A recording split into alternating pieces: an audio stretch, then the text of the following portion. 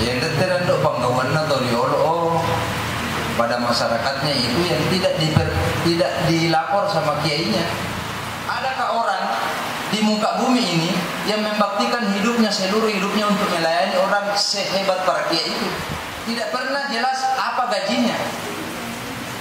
Dia digaji oleh langit yang diturunkan dalam hatinya masyarakatnya. Madalla bina papaleu lokan awamboy nang guruna situasi. Muni musang ini lamba matewe wai lo riwenan nang guru mambasai pindan rio yang balikin do. Karena tu do pangi-panginuangan apa puan? Itu mengajarimu menjadi manusia mandar.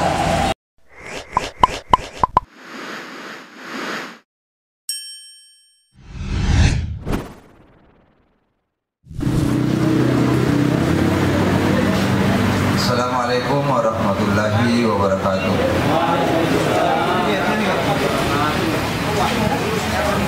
Bismillahirrahmanirrahim. Alhamdulillah wassalatu wassalamu ala Rasulillah Sayyidina wa maulana Muhammadin sallallahu alaihi wasallam wa ala alihi wa sahbihi ajma'in. Alhamdulillah wa syukurillah. Yang saya hormati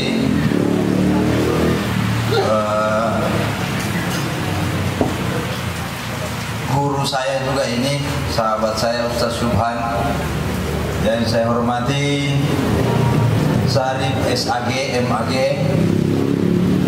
Saya tidak sebut satu persatu namanya. Pak Dede Bapak asal loma ini tidak sangam ya.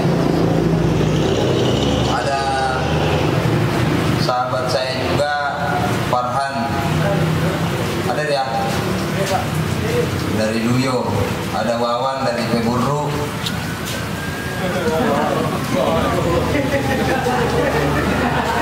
Saya hafal Wawan. Ada Sadam dari Parape. Dan moderator ini anaknya senior saya, Guru Yunus. Yunus ini bapaknya moderator ini, murid seniornya Bukalibuta. Jadi masih ada apa itu? Mak dendreng marendeng bahasa Mandarna, apa bahasa Indonesia marendeng apa dia? Ya marendeng lah, Pak bentuknya jelaskan artinya. Ya khadam pelayan. Saya dikasih judul Piran Ulama Anang Guru di Tanah Mentar. Dan dikasih waktu sebagai pembicara pertama. Jadi kalau saya nanti bawa materi ini campur baur ya, saya itu tidak terlalu bagus berbahasa Indonesia. Campur baur dengan bahasa Mandar saja. Saya itu waktu kuliah dulu di Makassar di IKIP jurusan sastra Indonesia. Tapi sampai hari ini tidak selesai. Dan mungkin itu penyebabnya sehingga saya tidak bagus berbahasa Indonesia. Jadi peran Anang Guru di Mandar ini saya tidak banyak dan tidak panjang. Seperti yang kita tahu bahwa ulama itu adalah pewaris Nabi. Jadi posisi ulama dimanapun itu, termasuk di Tanah Mandar, pada masa idealnya, entah kapan itu kita tidak tahu, itu memposisikan diri seperti posisi Rasulullah Sallallahu Alaihi Wasallam. Apa itu posisi Nabi? Di dalam kajian sosiologi itu disebut, ulama itu disebut sebagai punya peran sentral. Dia sangat peran sentral. Itu yang paling menonjol dari ulama sebenarnya, dari Anang Guru. Jadi dia memiliki poros utama dalam kehidupan bermasyarakat. Misalnya begini ya, hampir tidak ada satupun hajat hidup masyarakatnya yang tidak dipermisikan pada ulamanya. Yang teranduk panggawan atau diolo pada masyarakatnya itu yang tidak dilapor sama kiainya. Melo pakai boya puang lalu apa macoa itu kian nanggul. Melo siala anak puang lalu apa macoa pasialan selalu begitu. Biar rakyat puang lambat merantau. Ada hubungan yang sangat berkualitas antara Nangguru dengan masyarakatnya. Pasal milio pola peran ulamanya begitu, peran sentral. Ini yang kemudian hari ini hilang karena anda itu sibukannya mau masyarakat juga sudah tidak percaya pada kiainya juga sudah tidak bisa dipercaya karena melibatkan diri pada hal-hal yang memang tidak mesti terlibat di sini. Menurut saya cara menghormati ulama itu, cara menghormati Nangguru, jangan libatkan dia pada politik. Kan dulu tidak ada kepentingan itu. Memposisikan diri sebagai pengayom, pelayan masyarakatnya. Dan tidak ada kontrak antara masyarakat dengan kiainya, makanya dia dipercaya. Dia hidup di tengah-tengah masyarakat situ dan tidak pernah membebani masyarakat. Ya kan beda sekarang ini sebagai ustaz kita menjadi beban masyarakat karena ustaz itu menjadi profesi. Dia bagian dari bentuk pekerjaan, cari hidup di situ. Nangguru tidak begitu. Dia punya lahan hidup sendiri, punya sumber hidup sendiri. Ya, sehingga dia bukan beban masyarakatnya. Yang menggaji dia adalah langit. Kalau istilahnya teman-teman di kebudayaannya. Yang menentukan kontrak hidup kiai itu adalah langit. Berapa gajinya ditentukan oleh langit, bukan oleh formulir. Jadi masyarakat menghambakan diri, menyerahkan diri sepenuhnya secara total pada kepercayaannya pada kiainya, urusan dunia dan akhirat. Bahkan ada hal gila dulu terjadi. Ada orang datang, saya mau pergi merantau bang, main anu baca kambe ini, bacanya main damu, misalnya sangat bang, pak salah wajah man ini, bacaan mak doa, barakah mak, tidak usah mengaji, sampai segitunya tidak mau dikasih ilmu karena kenapa? Makanya miteri mak boleh video wenan Nangguru salamat gitu ya. Ada orang juga di Lero pulang dari membaca Kosei Hasan, hujan deras, matambak urang andam bahasa itu Kosei. Tiba di rumahnya ini Kosei karena nantar pulang. Yang mengantar ini minta itu bajunya tadi mau bengam itu bajumu Kosei pak. Mau bayar jima ini dena urangi. Mau ni walangan lek ko baju. Mau ni damu yang tinggi nak baju pakai walau pandena urangi. Mau ni pisan ni ko doanan dan urangi mah kamu pisan nya doa wase di bango pak salah wajah tuh di mana ini alam tim baju. Andar kan urangi tahu mak dah pakai baju nam. Dan dia tidak mau repot dengan doa. Kenapa? Dia menyerahkan seluruh hidupnya pada kiainya. Peran ulama itu di situ. Menjadi pelindung, pembimbing bagi masyarakat. Secara umum garis besarnya seperti itu. Saya masih dapat di hidup saya di waktu kecil di Bonde. Saya lahir di Bonde. Saya sama-sama orang Bonde dengan Ustaz Subhan. Saya masih dapati kakek saya itu setiap saat didatangi orang dengan segala macam hajat hidupnya. Orang pergi sekolah, bikinkan ijma buat pergi mendaftar anakku begini, semua dilakukan itu. Dan tidak ada jam pelayanan, tidak ada tertulis di situ. Buka 24 jam selama hari kerja kecuali hari kiamat umpamanya. Kan di pasar. Dan yang pasar dia. Tidak ada. Tuh, mulai dari hal-hal paling sepele. Misalnya ada orang mau menggerek manu itu ndani Nangguru. Bang melok tuh gerek manu itu ndani maunya matindo itu ndani toy. Adakah orang di muka bumi ini yang membaktikan hidupnya seluruh hidupnya untuk melayani orang sehebat para kiai itu? Tidak ada. Dan tidak ada kontraknya pak. Tidak pernah jelas apa gajinya. Dia digaji oleh langit yang diturunkan dalam hatinya masyarakatnya. Mak dalak bina mapaleu lokan awamboy nang guruna situasi. Nongi pasar nanti kalau kasih 2 liter nawangin nang guruna 1 liter itu penghormat. Cara orang dulu itu menghormati kiai seperti itu karena dia menganggap kiai adalah penyelamat saya. Sehingga ada orang dari Amerika yang meneliti pola hubungan antara kiai dengan masyarakatnya itu menganggap sebagai bentuk penjajahan.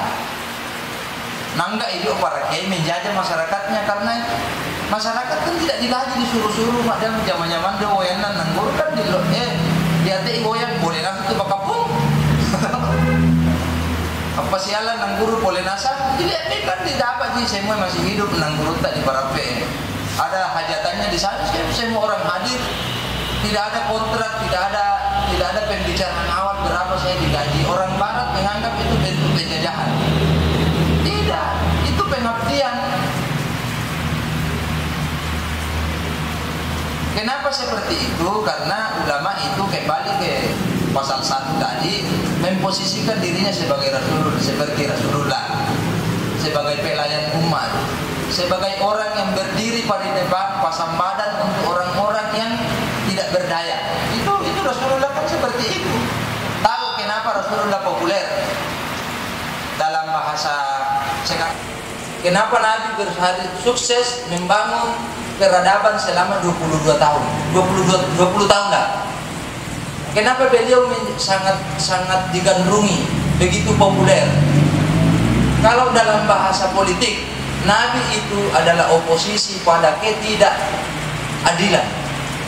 Nabi memposisikan dirinya sebagai pihak oposisi pada kesewenang-wenangan, pasang badan untuk orang-orang yang terzalimi. Makanya Nabi populer. Lihat nih kecenderungannya.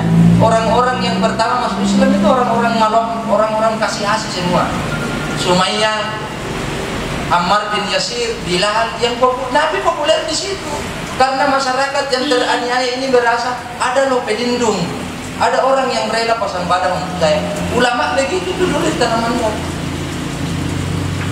dulu. Tapi ya, saya hanya bercerita, bernostalgia tentang sweet memory kehidupan masa lalu. Imam Lapeu itu kerjanya, kalau ada pada beras dari Bugis, dia borong itu semua beras 1 perahu. Nah, borongi, nah bayar 1 kontan. Pausi karena tampilan saya begini, karena ndang ayo keren. Saya pernah dianggap sebagai sopirnya adik saya di Pindrang. Pengalaman nyatanya, berani lepak panitia anak uang panggil itu supirnya pimaku. Ya udah nampak bangang. Muka macam dia supir siapa nak dah. Ya sudah begitu saja karena manusia itu selalu terjebak pada hal-hal yang berpenampilan lahiriah. Artinya saya belokkan sipet tadi. Jadi bicara soal peran anak guru di Tanah Mandar, ya peran itu peran sebagai pelindung, pembimbing, dan total. Kenapa mereka sukses? Tidak ada kepentingan di dalamnya. Kalau bahasa agama disebut dengan ikhlas, keikhlasannya yang tidak bisa kita capai. Silam itu dia antara maputena atena anang guru anang maputena atena pekapu. Ero dia tahu ni malapewa mani dalampa merantau puang. Musang ile doa man dia usap puang mani itu tilao di gambarna khatamun nubuwah, musa sa khatamun nubuwah. Tenan nabi musang itu. Khatamun nubuwah itu dia jakna Rasulullah. La ilaha illallah wa la syarika Muhammadun abduhu wa rasuluhu tawajjaha ilaika fa innaka segitiga mai di yolok do ya na bakapung na tanam mo gambar pasal na kita lao mo ngita mi mo yobuan mulai mo bayangkan yo pun lambang mo salama mo iting do tahu mo na ruwe susah lo di kapuna tahu na ngaram bodo gambar salama boy. Teman-teman saya di termasuk teman-teman diskusi di Suada itu pernah membahas ini. Kenapa bisa begitu Bu saya? Ya karena si tengen mapudena atena kiainya dengan masyarakatnya si mapuden ateo. Tidak ada saling curiga. Kan si curiga itu tidak dia. Masyarakat curiga pada kiainya, kiainya juga curiga pada masyarakatnya. Mau tanaman di bawah politik boleh ya, mana tuh rumah boleh.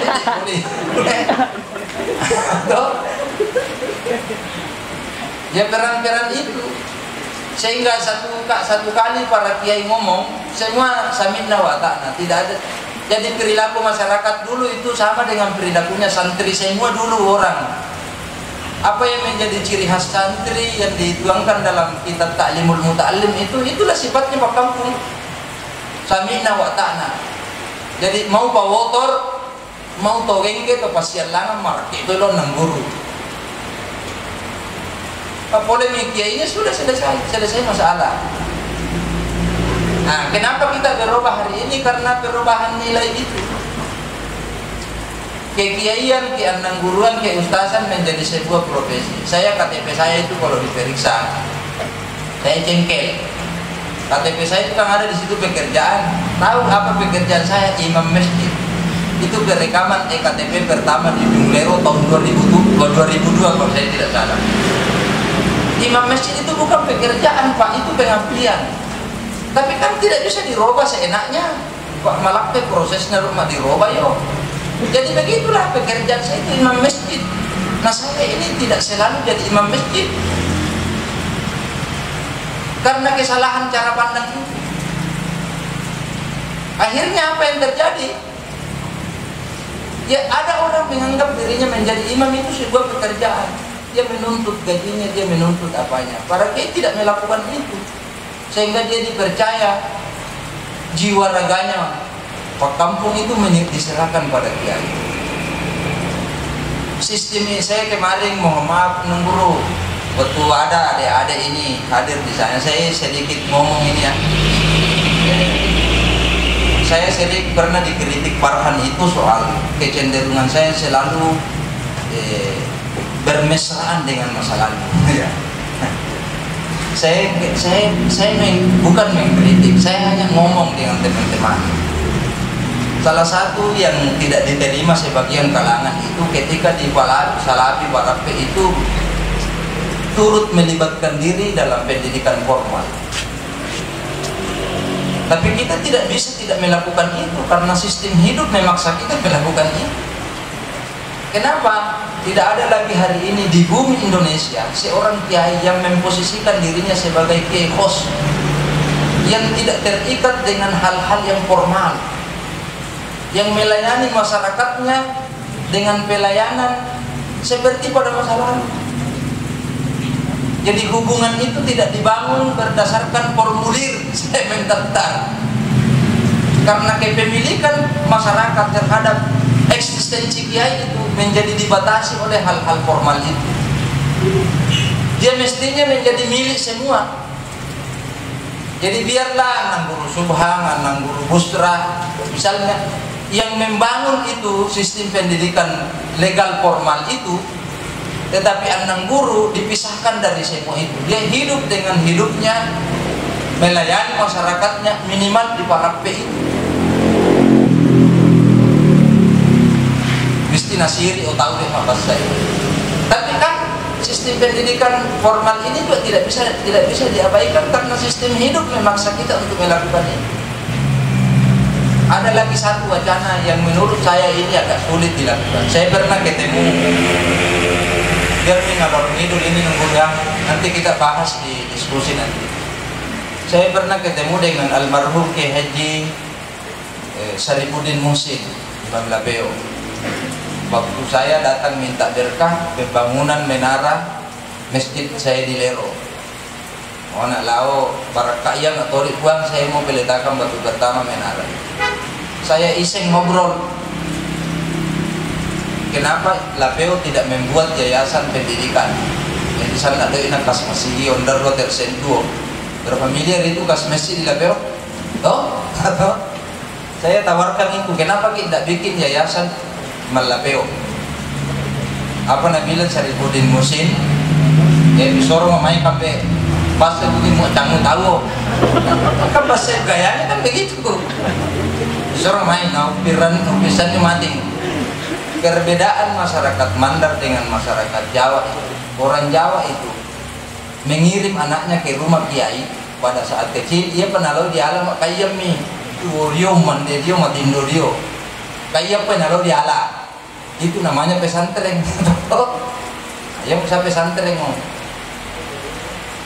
tahun ini di Mandar lalu tuh mengayu enak nang guru 1 jam 2 jam ibuai kita pura tuh mengayu lambat tuh mengino atau lambat tuh malah deweke balikin dok tamam bahasa pindah mau tuh ini, sehingga bibit calon ulama pada masa yang akan datang itu tidak pernah gagal ketika berhadapan dengan persoalan yang timbul di masyarakatnya. Kenapa? Dia si para anak eke itu itu misalnya menjadi kiai dan doa motor pira atau datuk do preman, sehingga hubungan itu tidak pernah hilang. Kenapa? Ya dia tuh menjadi kiai tuh nak hadapi man ini merojak dek banua tuh nak solam mangino diolo mau misalnya nama rojak dek pakapku mana lama masih bola anakmu dan eke dua nak pada yang nak boleh mau putih bidua anak tuh timbul persoalan di kampung, dia tidak bisa menjawab tantangan itu. Kenapa? Dia kehilangan alamat terhadap nilai-nilai di dalam masyarakat. Masa mereka damba. Jadi ada juga muni musang ini lamba matewe uai lo riwenan nang guru membasai pindan rio yang balikin do karena tu do pangi-pangi nuang anak apa puan itu mengajari lu menjadi manusia Mandar. Dan ini harus kau miliki untuk menjadi pembimbing umatmu. Ya kita mau antara anak guru, ustaz dengan masyarakat yang desisan. Jadi mak ceramah anak guru dia masigi, sambali dia merokokis di masigi pak. Ya pada minta masigi mak nama sambayang tahu. Pak Anda merakit mulau. Kenapa tidak takut? Tidak ada wibawa di sini.